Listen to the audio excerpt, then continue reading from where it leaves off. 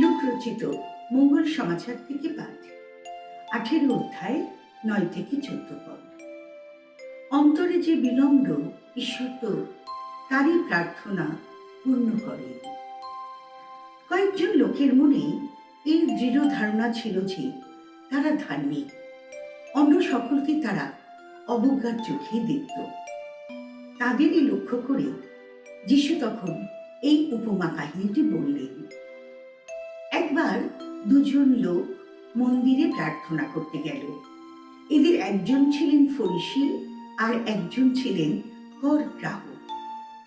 ফরিসি সোজা হয়ে দাঁড়িয়ে মনে মনে প্রার্থনা করতে লাগলেন, হে ঈশ্বর, তোমাকে ধন্যবাদ, কারণ আমি তো অন্য 5 জনের মতো নই। ওরা তো পরের জিনিস কেড়ে নেয়, যত অন্যায় কাজ করে, ব্যভিচার করে। ওই যে কর গ্রাহক, আমি তো ওর মতো নই। আমি সপ্তাহে দুবার উপোস করি, আর যা কিছু রোজগার করি তার 10 ভাগ আমি তো নৈবেদ্য দিয়েই থাকি। এদিকে সেই কর গ্রাহক তখন দূরে দাঁড়িয়েছিল।